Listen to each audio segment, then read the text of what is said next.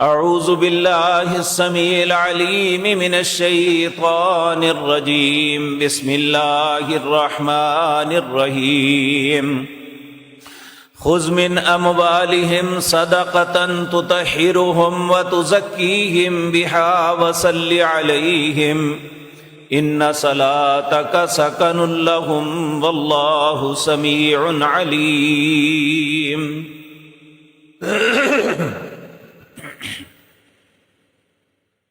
حضرات محترم،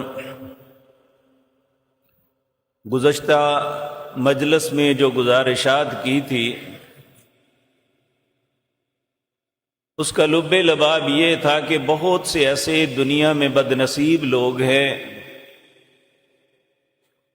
جن کے متعلق رسول اللہ صلی اللہ علیہ وسلم نے ارشاد فرما دیا لیس منا، وہ میرا امتی نہیں ہے۔ اللہ ہم میں سے کسی کو ایسا بد نصیب نہ بنائے۔ آج اس کے برعکس ان خوش نصیب لوگوں کا تذکرہ کرنا ہے جن کے متعلق اللہ نے رسول اللہ کو حکم دیا کہ ان کے لیے آپ دعا کریں، اور کچھ ایسے اعمال، افعال اور کردار ہیں جو انسان ادا کرتا ہے اپنے معاشرے کے اندر،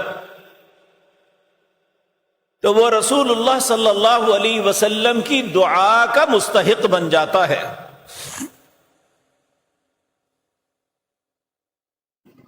ان میں کچھ باتیں وہ ہیں کہ آپ کی دعا کے اثرات دنیا میں ملے، اور تاریخ ہمیں بتاتی ہے کہ جن جن کے لیے رسول اللہ نے سامنے دعا فرمائی، جو آپ نے ان کے لیے اپنے رب سے طلب کیا، اللہ نے وہ سب کچھ عطا کر دیا۔ اسی طرح قیامت تک کچھ ایسے اعمال و افعال ہیں، اگر کوئی انسان ان کو کرتا ہے تو انشاءاللہ وہ رسول اللہ کی دعا کا مستحق بن جائے گا، کیونکہ رسول اللہ نے فرمایا جو بھی یہ عمل کرے گا اس کے لیے میری یہ دعا ہے۔ میرے عزیز بھائیوں اور بہنوں، سب سے پہلے ہم دعا کی اہمیت کو سمجھ لیں۔ اللہ رب العزت نے دعا کی اہمیت اس آیت میں واضح فرمائی۔ اللہ فرماتے ہیں وَقَالَ رَبُّكُمْ، لوگوں تمہارا رب یہ بات کہہ رہا ہے ادعونی، مجھ سے دعا کرو، استجب لکم، میں تمہاری دعا کو قبول کروں گا۔ ایک انسان کہے میری کوئی حاجت نہیں، ضرورت نہیں، میں نہیں کرتا، اللہ فرماتے ہیں ان الذین یستکبرون عن عبادتی، جو میری اس عبادت دعا کے ساتھ تکبر کرے گا کہ مجھے ضرورت نہیں ہے، سیدخلون جہنم داخرین، میں اسے جہنم میں داخل کر دوں گا، العیاذ باللہ۔ دعا ہماری ضرورت بھی ہے، ہماری مجبوری بھی ہے۔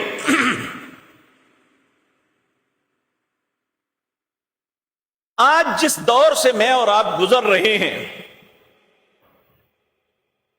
ہر انسان کو اپنے کردار کا پتہ ہوتا ہے، اس میں کوئی شک نہیں کہ ہماری خطائیں ہماری نیکیوں سے زیادہ ہیں، لیکن کبھی بھی کسی انسان کو یہ نہیں سوچنا چاہیے کہ میری دعا میرا رب قبول نہیں کرے گا۔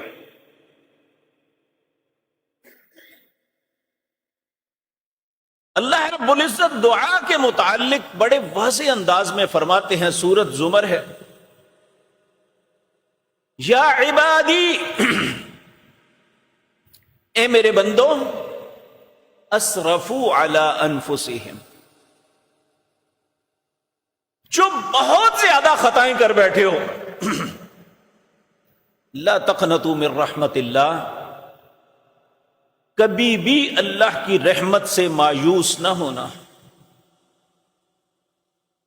آج ہمارا المیہ یہ ہے، ہم اپنی ذات کے متعلق اپنے رب کی رحمت سے مایوس ہیں کہ پتہ نہیں میرا رب میری سنے گا نہیں، جب وہ خود کہہ رہا ہے مانگو مجھ سے میں تمہاری دعا کو قبول کروں گا، ہم کیوں نہیں یقین کرتے؟ اور یہ بات بھی ذہن میں رکھیں، اللہ کی تقدیر جو لکھی ہوئی ہے نا، ساری دنیا بھی مل جائے نا اسے مٹانے کے لیے تو نہیں مٹا سکتے، لیکن ایک چیز اللہ کی تقدیر کو بھی مٹا دیتی ہے۔ پیارے نبی جناب محمد الرسول اللہ صلی اللہ علیہ وسلم نے ارشاد فرمایا لا يرد القضاء الا الدعاء، اللہ کی فیصلے کو، اللہ کی تقدیر کو اگر کوئی چیز بدل سکتی ہے تو وہ انسان کی دعا ہے۔ لیکن یہ بات یاد رکھے، لاپرواہی سے مانگی ہوئی دعا کو اللہ نہیں دیکھتا کہ انسان یہ سمجھے میں نے ہاتھ اٹھا لیے ہے اور جو لفظ یاد ہیں وہ بولتا جا رہا ہے لیکن اس کا ذہن حاضر نہیں ہے، اس کی سوچ کے اندر نہیں ہے کہ میں کسی اپلیکیشن دے رہا ہوں، میں کس سے کیا مانگ رہا ہوں، التجا کا انداز کیا ہے۔ ایسی دعا کو اللہ نہیں دیکھتے۔ اگر دعا مانگنی ہے تو یکسو ہو کے، رسول اللہ صلی اللہ علیہ وسلم کی خدمت میں بعض اوقات بعض لوگ آتے ہیں، اے اللہ کے پیارے حبیب صلی اللہ علیہ وسلم میری فلاں مجبوری ہے، یا فلاں مصیبت میں پھنسا ہوا ہوں، یا فلاں میری حاجت ہے، آپ دعا کیجئے۔ آپ کہتے تم بھی وضو کرو میں بھی کرتا ہوں، قبلہ رخ میرے ساتھ بیٹھو، اللہ سے دعا کرتے ہیں، جب اللہ سے دعا کرتے تو اللہ قبول فرما لیتے۔ آج بھی ہم بعض نیک لوگوں کی طرز عمل کو دیکھتے ہیں تو شرمندگی ہوتی ہے اپنی ذات پہ کہ ان کا دعا کے متعلق طرز عمل کیا ہے کہ جب بھی دعا کے لیے بیٹھتے بوضو ہو کے، قبلہ رخ ہو کے، اور پھر اس کے بعد کیونکہ ہمارے دل میں یہ بات بہت زیادہ اٹک گئی ہے کہ کس کے وسیلے سے دعا مانگی جائے، یہ طریقہ کار جو رسول اللہ نے بتایا کیا یہ بہتر نہیں ہے کہ ہم اس طریقے کو اپنائیں جو رسول اللہ صلی اللہ علیہ وسلم نے ہمیں دیا کہ انسان باوضو ہو، اپنے جسم کو پاک کرے، اپنے دماغ کو حاضر کرے، اپنا رخ قبلے کی جانب کرے جو اللہ نے عبادت کے لیے ہمارے لیے متعین فرمایا ہے، پھر اس کی ذات، اس کی عظمت، اس کی جبروت، اس کی ملکوت، اس کی بادشاہی اور اس کی عظمت، اس کی عزت اور اس کی رفعت کو مد نظر رکھتے ہوئے اور اپنے آپ کو کمتر ظاہر کرتے ہوئے اللہ سے التجا کرے۔ رسول اللہ صلی اللہ علیہ وسلم کی جب دعائیں ہم دیکھتے ہیں تو ہمیں نظر آتا ہے اللہ کی عزت، اس کا شرف، اس کی عظمت کو آپ بیان فرماتے ہیں اور اپنی بے کسی کا اظہار فرماتے ہیں۔ آپ کی دعاؤں میں کئی ایسے کلمات آتے ہیں انسان دنگ رہ جاتا ہے، کبھی ہم نے سوچا بھی نہیں۔ آپ عرفات کے اندر ہیں، امام طبرانی رحمت اللہ علیہ نے آپ کی دعا کا تذکرہ اپنی کتاب میں کیا ہے۔ یہ ایک میرا اپنا تصور ہے کہ جب عرفات میں انسان ہوتا ہے دعائیں بہت کرتا ہے، جیسے جیسے دن رات کی طرف ڈھلتا ہے وہاں سے نکلنا ہوتا ہے، انسان کی کیفیت بڑی عجیب بن جاتی ہے۔ میرا تصور ہے ایک طرف جبل رحمت ہے، رسول اللہ وہاں کھڑے ہیں، آپ اللہ سے یہ التجا کر رہے ہیں اللہم انک تعلم وترى مکانی وتسمع کلامی وتعلم سری وعلانیتی ولا يخفى عليك شيء من امری وانا البائس الفقیر المستغیث المستجیر الوجل المشفق المقر المعترف بذنبی اسألك مسألة المسكين وابتهل إليك ابتحال المذنب الذليل وادعوك دعاء الخائف الضرير من خضعت لك ركبته وفازت لك عيناه ونحل لك جسده ورغم لك أنفه رب لا تجعلني بدعاء ربي شقيا وكن بي رؤوف الرحيم يا خير المسؤولين یا خیر الموتین یا ارحم الراحمین. اب آپ غور فرمائیں اس کا ترجمہ کیا بنتا ہے. اللہم اے میرے اللہ انکا تعلم و ترا مکانی تو جانتا ہے میں کہاں کھڑا ہوں. وتسمع کلامی تو میری بات کو سن رہا ہے. وتعلم سری وعلانیتی اے اللہ میرا ظاہر بھی جانتا ہے تو میرا باطن بھی جانتا ہے. وتعلم سری وعلانیتی ولا يخفى عليك شيء من امری اے اللہ میری زندگی کا کوئی بھی باب تجھ سے پوشیدہ نہیں ہے. وتعلم سری وعلانیتی ولا يخفى عليك شيء من امری وانا البائس الفقیر. ایک بھوکے فقیر کی طرح تیری منت کرتا ہوں. المستغیث جو تجھ سے مدد مانگ رہا ہے. المستجیر جو کچھ ہے اللہ یہ منا میں مزدلفہ میں بھاگ بھاگ کے کیا. اے اللہ تیرے گھر کا طواف کیا, صفا مروہ کی سعی کی, تیرے حکم کی تعمیل میں جو کچھ کیا. المستجیر آج اس کا بدلہ مانگ رہا ہوں. الوجل المقر المعترف بذنبی اے اللہ اس بات کا مجھے اقرار ہے کہ میں اپنی خطاؤں کا بھی تیرے سامنے اقرار کرتا ہوں. اسألک مسألۃ المسکین اے اللہ اس طرح سوال کرتا ہوں جس طرح ایک مسکین سوال کرتا ہے. وابتہل الیک ابتحال المذنب الذلیل اے اللہ اس طرح گڑ گڑاتا ہوں جس طرح ایک گناہگار آدمی اپنے گناہوں پہ شرمندہ ہو کے گڑ گڑاتا ہے. وَدْعُوكَ دُعَاءَ الْخَائِفِ الضَّرِيرِ اے اللہ اس طرح کر رہتا ہوں جس طرح ایک زخمی اپنے زخموں کی وجہ سے کر رہتا ہے. من خضعت لک رکبتہ اے اللہ کھڑے کھڑے کمر جھک گئی. وفازت لک عیناہ آنکھوں سے آنسو بہ رہے ہیں. ونحل لک جسدہ جسم کانپ رہا ہے. ورغم لک انفہ اے اللہ رو رو کے ناک بھی بہ رہی ہے. رب لا تجعلنی بدعاء ربی شقیا اے اللہ مجھے یہاں سے نامراد نہ لٹانا. وَكُنْ بِهِ رَؤُوفُ الرَّحِيمَ اے اللہ تجھ جیسا مہربان اور رحم کرنے والا کوئی نہیں. یا خیر المسئولین اے وہ بہترین ذات پاک جس سے کچھ سوال کیا جا سکتا ہے میں تجھ سے مانگتا ہوں. یا خیر المعطین اے اللہ جو سب سے زیادہ عطا کرنے والا ہے اللہ مجھے بھی عطا کر دے. یا ارحم الراحمین اے دونوں جہانوں میں سب سے زیادہ رحم کرنے والے اللہ اپنے بندے محمد پر رحم فرما دے صلی اللہ علیہ وسلم. اسی طرح ایک دعا آپ آغاز میں کہتے اللہم انت الملک لا شریک لک والفرد لا ند لک کل شیء حالک الا وجہک. اے اللہ تو بادشاہ ہے. اللہم انت الملک لا شریک لک تیرا کوئی شریک نہیں. والفرد لا ند لک تو اکیلا ہے تیرا کوئی وزیر مشیر نہیں.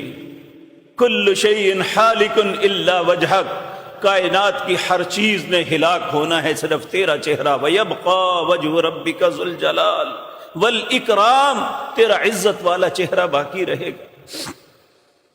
اس کائنات کے سب سے برتر و افضل انسان اللہ کے سامنے اس طرح عاجزی کا اظہار فرماتے ہیں. تو کیا کبھی ہم نے بھی سوچا ہے؟ یہ گلہ تو کر لیتے ہیں کہ دعا قبول نہیں ہوتی. لیکن اپنے رویے پہ غور نہیں کرتے میں دعا کرتا کیسے ہوں. یقین جانیے تکلیف ہوتی ہے. ہمارے بعض علماء بھی جب دعا کرتے ہیں بس ہاتھوں کے چٹخارے نکالتے ہیں، کبھی منہ پہ ہاتھ، کبھی ادھر کبھی ادھر، بس جو رٹے ہوئے طوطے کی طرح الفاظ ہیں وہ ادا کر دیے، لوگوں نے آمین کہہ دی. یہ دعا نہیں ہے. دعا یہ ہے جس بادشاہ کے سامنے، جس کے سامنے مانگنے کے لیے بیٹھے ہیں، اس کی عزت اور اس کی عظمت، اس کے شرف کا خیال ہو اور اپنی کمتری اور بے بسی کا خیال ہو، پھر اس کے سامنے عاجزی اور انکساری کے ساتھ مانگے. اللہ فرماتے ہیں میں دعا کو رد نہیں کرتا. اسی طرح میرے عزیز بھائیوں، رسول اللہ صلی اللہ علیہ وسلم نے فرمایا 3 لوگ ایسے ہیں جن کی دعا کو رد نہیں اللہ کرتے. ماں باپ جب اپنی اولاد کے حق میں دعا کریں اللہ رد نہیں کرتے. اولاد جب اپنے ماں باپ کے لیے دعا کرے اللہ رد نہیں کرتے. ایک وہ شخص اللہ نے جسے منصب عطا کیا وہ انصاف کے ساتھ منصب کے تقاضوں کو پورا کرتا ہے، اللہ اس کی دعا کو رد نہیں کرتا. اور بھی کئی ایسی باتیں رسول اللہ نے فرمائی. جب ان ساری باتوں کو ہم اکٹھا کرتے ہیں تو ساری صفات اگر کسی شخصیت میں ملتی ہیں تو وہ جناب محمد الرسول اللہ ہے. آپ نے اپنی ذات کے متعلق فرمایا میں امت کا باپ ہوں. جب ہمارے باپ کی دعا اللہ رد نہیں کرتا تو جو امت کے رہبر ہیں، جو امت کے روحانی باپ ہیں، اللہ کی ذات نے جن جیسا کوئی بنایا ہی نہیں، جب وہ دعا کریں گے تو ہمارے لیے کتنی خیر ہو جائے گی. اس لیے ہم میں سے ہر انسان کی خواہش ہونی چاہیے کہ میں ان اعمال کو کرنے کی کوشش کروں جن کی وجہ سے میں رسول اللہ کی دعا کا مستحق بن جاؤں گا. اب آتے ہیں رسول اللہ صلی اللہ علیہ وسلم. کچھ ایسی باتیں ہیں جن کی وجہ سے اللہ نے رسول اللہ کو حکم دیا کہ آپ ان کے لیے دعا کریں، جبکہ دعا قبول اللہ کرتا ہے. لیکن اللہ نے فرمایا آپ کی دعا ان کے لیے باعث سکینت، اطمینان کا سبب بنے گی، اس لیے آپ ان کے لیے دعا کریں، قبول میں کروں گا.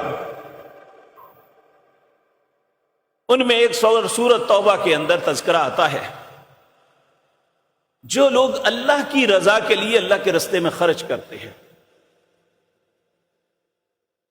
اللہ رب العزت نے اپنے حبیب کریم صلی اللہ علیہ وسلم کو فرمایا خذ من اموالہم صدقہ، ان کے مالوں میں سے صدقہ وصول کیجئے. تطہرہم، جب آپ ان کا مال قبول کر لیں گے اللہ ان کے مال کو پاک کر دے گا. پاک سے مراد یہ نہیں کہ ہم حرام کما کے اس میں سے یہ دے دیں تو پاک ہو جائے گا. پاک سے مراد یہ ہے جو ہم نے حلال کمایا ہے اس میں سے اللہ کا حق ہے وہ دیں گے تو باقی مال پاک ہے.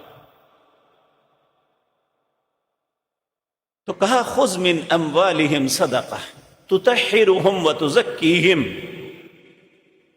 ان کا مال لے کے انہیں پاک اور صاف کر دیجئے. وصلی علیہم، آپ کا رب آپ کو حکم دیتا ہے کہ ان کے لیے دعا کیجئے. آپ کی دعا کا فائدہ کیا ہوگا؟ ان صلاتک سکن لہم، آپ کا ان کے لیے دعا کرنا ان کے لیے باعث اطمینان اور خوشی کا سبب ہوگا. واللہ سمیع علیم، اللہ سننے والا بھی ہے اور جاننے والا. سننا بھی میں نے ہے، جاننا بھی میں نے ہے، دعا کو قبول بھی میں نے کرنا ہے. آپ ان کے لیے دعا کر دیجئے بس. اسی طرح رسول اللہ صلی اللہ علیہ وسلم کو اللہ نے حکمن فرمایا، رات کو سوئے ہوئے اٹھایا، اے میرے پاک پیغمبر اٹھیے، زندگی کا وقت بہت کم رہ گیا ہے. اہل احد کے لیے جا کے جنہوں نے اپنی جانیں اللہ کے راستے میں قربان کی تھی ان کے لیے دعا کیجیے. رسول اللہ صلی اللہ علیہ وسلم گھر سے اٹھے احد پہنچے، وہاں شہدائے احد کے لیے دعا کی اللہ کے حکم کے مطابق. اسی طرح آپ کو حکم دیا گیا، آپ بقیع الغرقد جسے جنت البقیع کہتے ہیں، قبرستان مدینہ منورہ کا، اب وہاں تشریف لے جائیے اور اہل بقیع کے لیے دعا کیجیے۔ اور آپ نے جو دعا کی، السلام علیکم یا اہل دیار المؤمنین، سلامتی ہو اے مومنوں کے گھر والوں، انتم السابقون ونحن اللاحقون، تم ہم سے پہلے چلے گئے، ہم تمہیں ملنے والے ہیں۔ یغفر اللہ لنا ولکم، ہم اپنے لیے اور تمہارے لیے اللہ سے معافی کی درخواست کرتے ہیں۔ تو میرے عزیز بھائیوں، کچھ ایسے خوش نصیب ہیں جن کے متعلق اللہ نے اپنے حبیب کریم صلی اللہ علیہ وسلم کو فرمایا کہ آپ ان کے لیے دعا کیجیے، جبکہ ہم سب جانتے ہیں کہ دعاؤں کی قبولیت اللہ کے پاس ہے۔ تو اللہ خود فرما رہے ہیں کہ آپ کریں گے تو ان کے دلوں کو اطمینان ملے گا۔ اللہ ہمیں بھی ایسا بننے کی توفیق عطا فرمائے کہ ہمارے متعلق بھی اللہ رب العزت یہ فرمائیں کہ ان کے لیے دعا ہونی چاہیے۔ اسی طرح بعض صحابہ کی زندگی میں ان کے لیے دعا کی اور اس کے ثمرات دنیا میں دیکھے گئے۔ حضرت عبداللہ بن عباس رضی اللہ تعالی عنہ فرماتے ہیں، نبی کریم صلی اللہ علیہ وسلم کے گھر ایک رات میں سویا۔ مقصد کیا تھا کہ آپ کی رات کی عبادات دیکھوں۔ اپنی خالہ میمونہ کے گھر سویا۔ اس دن ان کی باری تھی، تو آپ کے اعمال کو دیکھا۔ جب آپ صبح اٹھے تو میں نے رفع حاجت کے لیے آپ کا پانی لیا، آپ نے رفع حاجت سے فارغ ہونے کے بعد اس سے استنجا فرمایا، پھر میں نے پانی لے کے آپ کو وضو کروایا۔ تو آپ صلی اللہ علیہ وسلم، آپ نے پوچھا من وضع ھذا، یہ پانی کس نے رکھا ہے؟ فاخبرا، آپ کو بتلایا گیا۔ تو رسول اللہ صلی اللہ علیہ وسلم نے سیدنا عبداللہ بن عباس کو ایک دعا دی، کہا اللہم فقہہ فی الدین، اے اللہ اس بیٹے کو دین کی سمجھ عطا فرما دے۔ حالانکہ بہت بڑے بڑے صحابہ تھے جن کی زندگیاں رسول اللہ کے ساتھ گزری، لیکن دین کا فہم اللہ نے جو عبداللہ بن عباس کو رسول اللہ کی دعا کی وجہ سے عطا کیا، یہ منفرد تھا۔ آج دنیا کے اندر اللہ نے اتنی فہم اور اتنی آپ کو یہ برکت عطا فرمائی، آج جب بھی کوئی انسان قرآن کریم کا ترجمہ یا تفسیر کرتا ہے تو وہ دیکھتا ہے سیدنا عبداللہ بن عباس نے اس آیت کے متعلق کیا کہا۔ یعنی قیامت تک کوئی بھی انسان جو قرآن کا فہم حاصل کرنا چاہتا ہے، وہ رسول اللہ کی ذات کے بعد اگر کسی شخصیت کو محتاج سمجھا جاتا ہے تو وہ سیدنا عبداللہ بن عباس ہیں، اور اللہ کے نبی کی دعا کا سبب تھا کہ اللہ نے یہ فہم عطا فرما دیا۔ حضرت عبداللہ بن مسعود رضی اللہ تعالی عنہ، آپ فرماتے ہیں کہ سیدنا عبداللہ بن عباس کو فقیہ الامت کا خطاب رسول اللہ کے زمانے میں مل گیا تھا کہ اس امت کے سب سے بڑے فقیہ ہیں۔ فقیہ کا مطلب سب سے سمجھدار انسان۔ اور اسی طرح حضرت عبداللہ بن مستدرک حاکم میں ہے، حضرت عبداللہ بن مسعود رضی اللہ تعالی عنہ فرماتے ہیں کہ آپ قرآن کے بہترین ترجمان ہیں۔ اسی طرح میرے عزیز بھائیوں، ایک صحابی ہے عروہ رضی اللہ تعالی عنہ، جو ابو الجعد کے بیٹے اور صحابی تھے۔ یہ ایک معمولی سے تاجر تھے۔ ایک دن رسول اللہ صلی اللہ علیہ وسلم نے انہیں کہا جاؤ میرے لیے ایک بکری لے کے آؤ، ایک دینار دیا۔ یہ چونکہ بیپاری آدمی تھے، یہ گئے منڈی میں، تو جا کے انہوں نے 2 بکریاں 1 دینار میں خریدی، اور پھر وہیں پہ کھڑے ہو کے 1 دینار میں ایک بیچ بھی دی۔ ایک بکری اور دینار لے کے رسول اللہ صلی اللہ علیہ وسلم کے پاس آئے. وجاء بدینار وشاۃ، دینار بھی دے دیا اور بکری بھی دے دی. فدعا له رسول اللہ صلی اللہ علیہ وسلم بالبرکۃ فی بیعہ. اللہ کے رسول صلی اللہ علیہ وسلم نے پوچھا یہ کیا ہے؟ کہا یا رسول اللہ میں نے تجارت کی، ایسے اس طرح میں نے یہ کیا. آپ نے فرمایا اللہ تیری خرید و فروخت میں، تیری بیع میں، تیرے کاروبار میں ہمیشہ برکت عطا فرمائے. پھر حضرت عروہ کہتے ہیں وَكَانَ لَوِ اشْتَرَىٰ تُرَابٌ لَرَبِحَ فِيهِ، اگر میں نے کبھی مٹی بھی پکڑ کے خریدی ہے نا اسے بیچنے کے لیے بازار میں گیا ہوں تو اللہ نے اس میں بھی مجھے برکت عطا فرمائی. یہ رسول اللہ صلی اللہ علیہ وسلم کی دعا کی برکت تھی.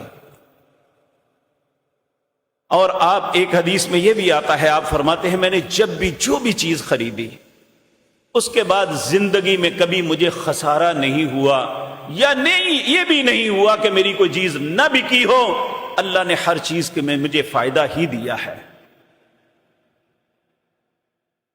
اسی طرح سیدنا علی رضی اللہ تعالی عنہ، یہ ابھی ینگ تھے، بالکل جوان. نبی کریم صلی اللہ علیہ وسلم نے انہیں یمن کا قاضی بنا دیا. تو حضرت علی کو جب پتہ چلا کہ مجھے منصب قضاء کے لیے منتخب کر دیا رسول اللہ صلی اللہ علیہ وسلم نے، یہ حاضر ہوئے رسول اللہ کی خدمت. جا کے عرض کیا یا رسول اللہ میں نے کبھی فیصلہ کیا ہی نہیں، مجھے پتہ ہی نہیں، کیسے کروں گا؟ آپ نے انہیں بھی دعا دی. کہا علی ایک نصیحت کرتا ہوں، ایک دعا دیتا ہوں.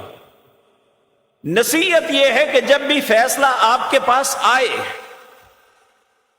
آپ نے ایک پارٹی کی بات سن کے فیصلہ نہیں کرنا جب تک دوسرے کی بات بھی اسی طرح نہ سن لو جس طرح پہلے کی سنی ہے. اور پھر ساتھ ہی کہا اللہ تمہیں اچھا فیصلہ کرنے کی توفیق بخش دے. سیدنا علی رضی اللہ تعالی عنہ کہتے ہیں میں اس معاملے میں بالکل لابلد تھا. میں نے رسول اللہ کی وصیت کے مطابق، حکم کے مطابق دونوں پارٹیوں کی بات سنتا تو اللہ مجھے فہم عطا فرما دیتے کہ میں نے کس کے حق میں فیصلہ کرنا ہے.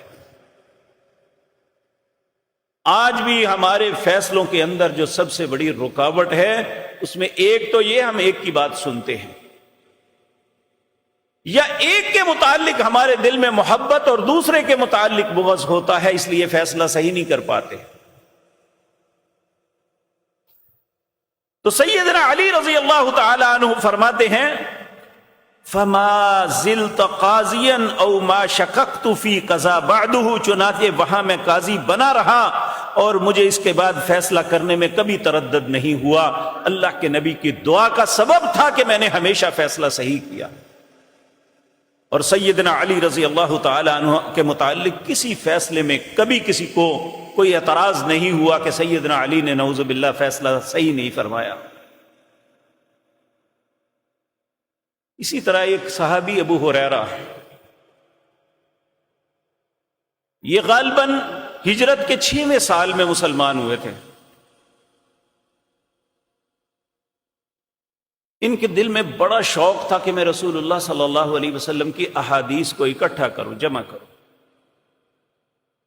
کہتے میں سنتا، بعض اوقات بات بھول جاتا. ایک دن کہتے ہیں میں نے رسول اللہ سے یہ شکوہ کیا، عرض کیا یا رسول اللہ صلی اللہ علیہ وسلم انی سمعت منک حدیثا کثیرا فانساہ، میں آپ سے بہت سی باتیں سنتا ہوں لیکن بعض اوقات بعض باتیں بھول جاتا ہوں. تو نبی کریم صلی اللہ علیہ وسلم آپ نے فرمایا ابسط رداک، فبسطت، اپنی چادر پھیلاؤ. میں نے اپنی چادر پھیلا دی. فغرف بیدہ فیہ ثم قال ضمہ، آپ نے اپنے ہاتھ سے اس میں ایک لپ بھر کے ڈال دیا اور فرمایا اسے اپنے جسم کے ساتھ لگا لو. میں نے ایسے ہی کیا. تو پھر حضرت ابو ہریرہ رضی اللہ تعالی عنہ کہتے ہیں فما نسیت حدیثا بعد، اس کے بعد میں نے رسول اللہ کی کبھی کسی حدیث کو بھولا نہیں۔ مروان ایک بنو امیہ کا حاکم تھا،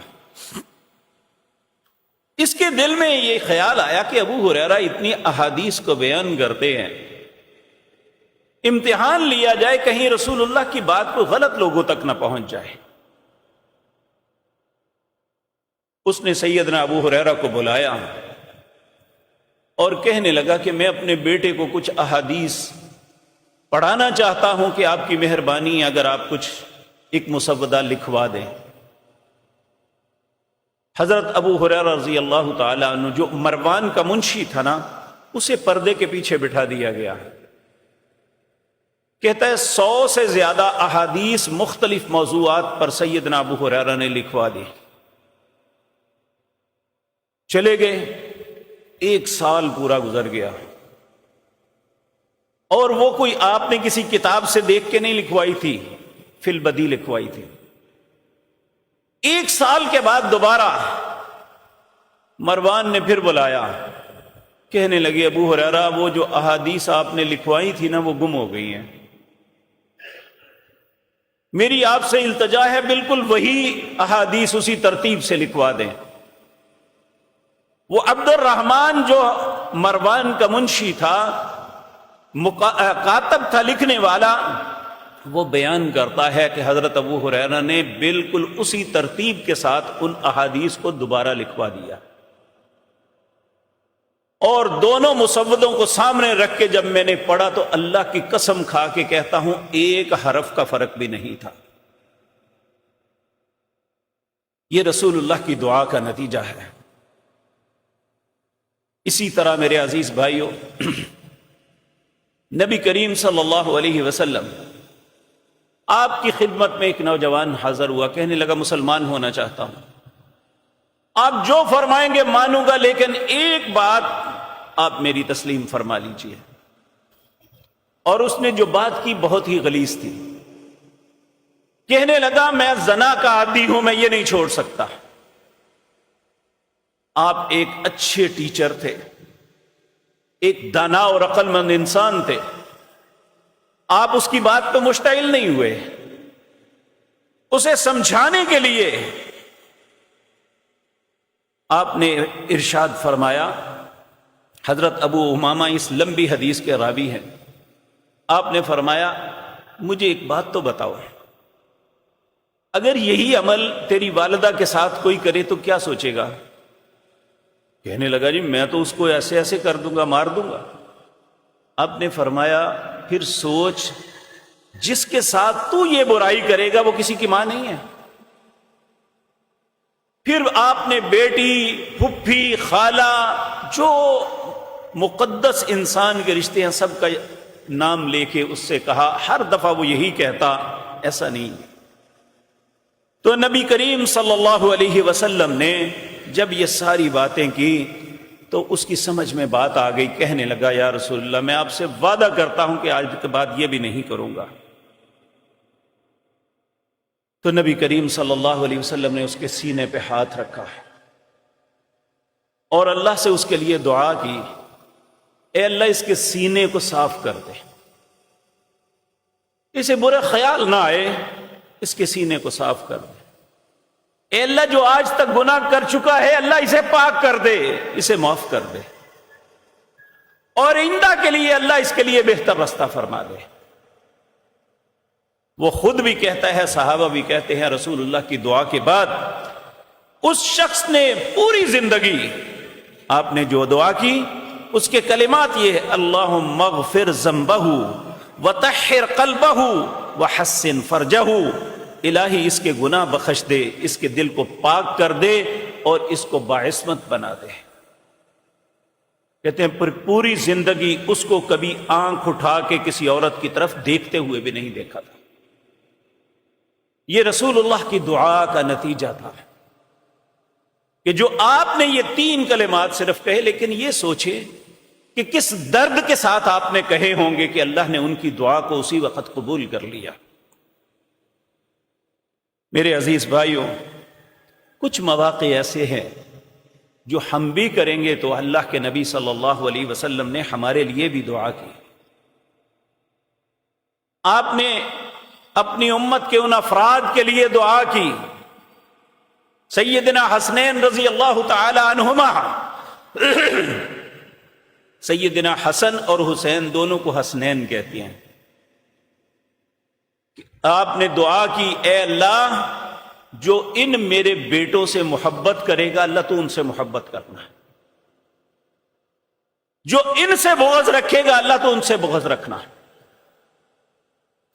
اب یہ بات یاد رکھنا کہ اگر ہم رسول اللہ کی دعا کا مستحق بننا چاہتے ہیں تو رسول اللہ صلی اللہ علیہ وسلم کے ان بیٹوں سے اپنی دل میں محبت کی جگہ دیں.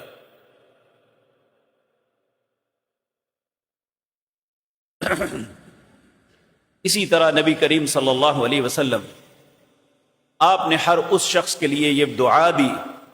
حضرت عبداللہ بن مسعود رضی اللہ تعالی عنہ فرماتے ہیں، آپ نے فرمایا نظر اللہ عبدا سمع مقالتی فحفظها ووعاها وادها، اللہ اس شخص کے چہرے کو ہمیشہ ہرا بھرا رکھے، اس کو خوشگوار رکھے جو میری حدیث کو سنتا ہے پھر اسے یاد کر لیتا ہے. رسول اللہ کا فرمان سنتا ہے پھر اسے یاد کر لیتا ہے. پھر آپ نے فرمایا کہ وہ لوگوں تک پہنچاتا ہے کہ میں نے رسول اللہ کا یہ فرمان سنا تھا، مجھ سے سن لو. وہ آج بھی رسول اللہ کی دعا کا مستحق بن سکتا ہے کہ اللہ نے فرمایا نظر اللہ، اللہ اس شخص کے چہرے کو ہرا بھرا رکھے. اور میرے عزیز بھائیو، کتنے ہی ایسے محدثین گزرے ہیں زندگی میں ان کا رنگ صرف گندمی ہی نہیں، انتہائی سانولا اور کالا تھا، لیکن جب ان کی موت ہوئی تو چہرے پہ ایسا خوبصورت نور تھا کہ ان کی ساری کالک ختم ہو گئی، چہرہ ایسے خوبصورت چمک رہا کہ انسان دیکھتا ہی رہ جاتا ہے. ہمارے شہر کے ایک بہت بڑے محدث مولانا حافظ عبد المنان نور پوری رحمہ اللہ، ویسے بھی ماشاءاللہ خوب اچھے تھے، لیکن جو اللہ نے رونق ان کے چہرے پہ اس وقت دی جب وہ اس دنیا کو چھوڑ کے گئے، لوگ ان کی میت کا دیدار کر رہے تھے تو اللہ نے ان کے چہرے کو عجیب رونق عطا فرمائی تھی. اور جو شخص بھی یہ کام کرتا ہے یہ آپ بھی کر سکتے ہیں، میں بھی کر سکتا ہوں، اللہ ہمیں توفیق عطا فرما دے. میرے پیارے بھائیو، آپ دروس کی مجلسوں میں بیٹھتے ہیں لیکن ایک بات یاد رکھیں، آج کے دور میں جھوٹ بہت زیادہ پھیل گیا ہے. بعض باتیں منسوب کر کے رسول اللہ صلی اللہ علیہ وسلم کی طرف کی جاتی ہیں جبکہ رسول اللہ نے وہ نہیں فرمائی ہوتی. ہم کوئی بھی بات سنیں اس کی تصدیق ضرور کر لیں کہ یہ واقعتاً رسول اللہ کا فرمان ہے. اگر وہ واقعتاً رسول اللہ کا فرمان ہے تو اسے یاد کر کے آگے پہنچا دے، اللہ آپ کے چہرے کو ہرا بھرا کر دے گا. اسی طرح میرے عزیز بھائیوں، ہمارے بہت سے بھائی حج اور عمرے کے لیے تشریف لے جاتے ہیں، اور یہ بہت بڑی قربانی نہیں جو اللہ نے مانگی ہوئی ہے کہ جب عمرے سے فارغ ہوتے ہیں تو کہا ٹینڈ کرواؤ. تو نہ رسول اللہ نے صلی اللہ علیہ وسلم 3 دفعہ ان لوگوں کے لیے رحم کی دعا مانگی، کہا اللہم اغفر للمحلقین، اللہ جو حلق کروانے والے ہیں ان پہ رحم کر دے، انہیں بخش دے. کسی بندے نے سوال کیا جو قصر کروائے یعنی بال صرف کٹواتا ہے، آپ نے انکار کیا. پھر دوسری دفعہ کہا اللہم اغفر للمحلقین، پھر اس نے کہا وللمقصرین، مقصروں کے لیے. آپ نے پھر انکار کیا، کہا اللہم اغفر للمحلقین، 3 دفعہ فرمایا، اور چوتھی دفعہ فرمایا ہاں وللمقصرین.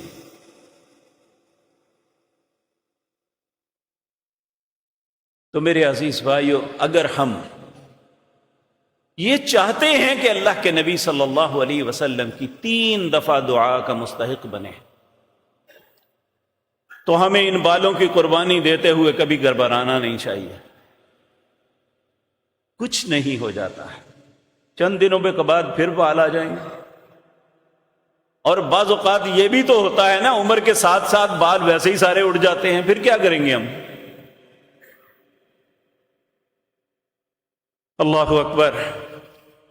اسی طرح میرے پیارے بھائیوں، نبی کریم صلی اللہ علیہ وسلم آپ نے جو بات ارشاد فرمائی، آج امت اس سے بالکل منہ موڑ چکی ہے، لیکن بعض غیر مسلمان ممالک میں یہ بات رائج ہے. میرا ایک عزیز بیلاروس میں ہے، کہتا ہے کہ ہم ماسکو میں خریداری کے لیے آتے ہیں تو جب ہماری فجر کی نماز کا وقت ہوتا ہے تو اس وقت دکانیں کھل جاتی ہیں، اور جب ہماری عصر کا نماز کا وقت ہوتا ہے تو وہ دکانیں بند ہو جاتی ہیں. لیکن آج ہمارے ہاں یہ طریقہ چل گیا ہے کہ 12 بجے سے پہلے کوئی بازار کھلتا ہی نہیں ہے. جبکہ رسول اللہ کی دعا کن کے لیے تھی؟ اللہم بارک لامتی فی بکورہا، اے اللہ جو فجر صبح صبح کاروبار کا آغاز کریں، میری امت کے ان افراد کو برکت عطا فرما دے.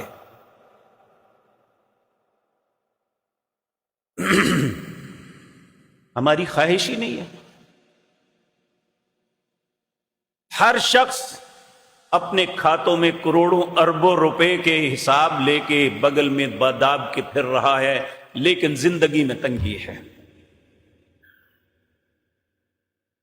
کیوں ہمیں احساس نہیں ہے کہ رسول اللہ نے دعا کن کے لیے کی تھی، ہم کر کیا رہے ہیں؟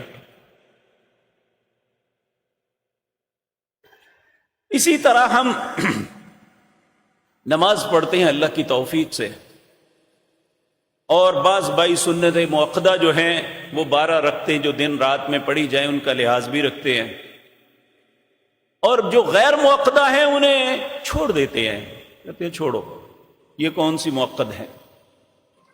جبکہ رسول اللہ صلی اللہ علیہ وسلم نے فرمایا اللہ اس شخص پہ رحم فرمائے جو عصر کی نماز سے پہلے 4 رکعتیں پڑھتا ہے.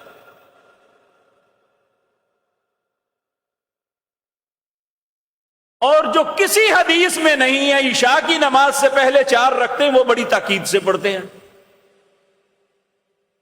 عشاء کی نماز سے پہلے ایک بھی سنت موقد یا غیر موقد رسول اللہ سے ثابت نہیں ہے. ہاں تحیت المسجد کے 2 نفل ضرور پڑھ سکتے ہیں، لیکن تاکیداً 4 رکعتیں عشاء کی نماز کا حصہ بنا کے پڑھنی، یہ رسول اللہ کی کسی فرمان میں نہیں ہے. جہاں ہے وہاں ہم کوشش نہیں کرتے. اس لیے میرے پیارے بھائیوں، ہم بعض اعمال و افعال ایسے ہیں جن کی وجہ سے رسول اللہ صلی اللہ علیہ وسلم آپ کے دعا کے مستحق بن سکتے ہیں. اسی طرح ایک اور نماز ہے، نبی کریم صلی اللہ علیہ وسلم نے فرمایا رحم اللہ رجلا، اللہ اس بندے پہ رحم فرمائے، قام من اللیل، جو فجر کی اذان سے پہلے رات کو اٹھتا ہے، فصلی، وہ نماز کے 2 رکعتیں پڑھتا ہے، وایقظ امرأتہ، اپنی بیوی کو بھی اٹھاتا ہے، اگر وہ نہیں اٹھتی تو پانی کا چھینٹا مارتا ہے. پھر اسی طرح فرمایا اللہ اس عورت پہ رحم کرے جو فجر کی اذان سے پہلے اٹھتی ہے اور نماز پڑھتی ہے اور اپنے خامد کو اٹھاتی ہے، اگر نہیں اٹھتا تو اس کے چہرے پہ پانی کا چھینٹا مارتی ہے. اللہ کے نبی نے کہا رحم اللہ رجلا، اللہ اس بندے پہ بھی رحم کرے، اللہ اس عورت پہ بھی رحم فرمائے. میرے بھائیو، تہجد ایک لمبی نماز ہے، یہ 8 رکعت 2 کر کے پڑھتے ہیں. تو نبی کریم نے ایک فیسلٹی بھی دی ہے، کہا جو شخص صرف 2 رکعتیں فجر کی اذان سے پہلے ادا کر لیتا ہے، اللہ والذاکرین اللہ کثیرا والذاکرات، کثرت کے ساتھ ذکر کرنے والے مردوں اور عورتوں میں اسے شامل فرما دیتے ہیں. 2 رکعتیں بہت بڑی نہیں ہیں. ہم اللہ کی توفیق سے آپ انسان کی کوئی بہادری نہیں، اللہ کی توفیق سے فجر کو اٹھتے ہیں، اذان میں سنتے ہیں اور اس کے بعد نماز کی ادائیگی کے لیے جاتے ہیں۔ اگر 10 منٹ پہلے 15 منٹ پہلے یہ کام کر لیں اور 2 رکعتیں ادا کر لیں، والذاکرین اللہ کثیرا والذاکرات، اللہ کثرت کے ساتھ جو ہیں ذکر کرنے والوں میں شامل کر دیتے ہیں۔ اور کثرت کے ساتھ ذکر کرنے والوں کے انعام کیا ہیں؟ اللہ سورۃ احزاب میں فرماتے ہیں یا ایھا الذین آمنوا اذکروا اللہ ذکرا کثیرا وسبحوہ بکرۃ واصیلا هو الذی یصلی علیکم وملائکتہ لیخرجکم من الظلمات الی النور وکان بالمؤمنین رحیما تحیتہم یوم یلقونہ سلام واعد لہم اجرا کریما۔ جو کثرت کے ساتھ ذکر کرتا ہے اللہ 5 انعامات سے نوازتے ہیں۔ سب سے پہلا انعام هو الذی یصلی علیکم وملائکتہ، اللہ اور اس کے فرشتے اس پہ درود بھیجتے ہیں۔ دوسرا انعام لیخرجکم من الظلمات الی النور، اللہ اسے اندھیروں سے گمراہیوں سے نکال کے ہدایت پہ لے آتا ہے۔ چند دن پہلے درس دیتے ہوئے سورۃ یونس کی ایک آیت آئی، بڑا ہی لطف آیا۔ اللہ رب العزت اس میں فرماتے ہیں ان الذین آمنوا وعملوا الصالحات، جو لوگ ایماندار ہیں اور نیک عمل کرتے ہیں، یہدیہم ربہم بایمانہم، اللہ ان کے ایمان کی وجہ سے ان کی رہنمائی اچھی کرتا ہے۔ ایمان اور نیک عمل ایک ایسی چیز ہے اللہ مہربان ہو جاتا ہے۔ یہدیہم ربہم بایمانہم، اللہ ہمیں بھی ایمان کی نعمت اور نیک عمل کی نعمت عطا فرما دے، پھر اللہ دنیا میں بھی اور آخرت میں بھی اس کی رہنمائی فرمائیں گے۔ تو میرے عزیز بھائی، دوسرا انعام یہ، پہلا هو الذی یصلی علیکم وملائکتہ، دوسرا لیخرجکم من الظلمات الی النور، تیسرا وکان بالمؤمنین رحیما، اللہ ایسے ایمانداروں پہ بڑا ہی رحم کریں گے، ہر بات پہ درگزر فرما دیں گے، کوئی بات نہیں، یہ ہوا کوئی بات نہیں۔ چوتھا انعام اتنا بڑا ہے سوچ نہیں سکتا، تحیتہم یوم یلقونہ سلام، اللہ کا کثرت سے ذکر کرنے والے کو اللہ سلام پیش کریں گے۔ تحیتہم یوم، جس دن اللہ سے ملیں گے، یوم یلقونہ سلام، تیرا رب تمہیں سلام کرے گا۔ اور پانچواں انعام وَأَعَدَّ لَهُمْ أَجْرًا كَرِيمًا، اللہ نے ایسے خوش نصیبوں کے لیے بڑی ہی عزت والا اجر رکھا ہے۔ اللہ ہمیں بھی ایسا بننے کی توفیق عطا فرما دے۔ اقول قولی ھذا واستغفر اللہ۔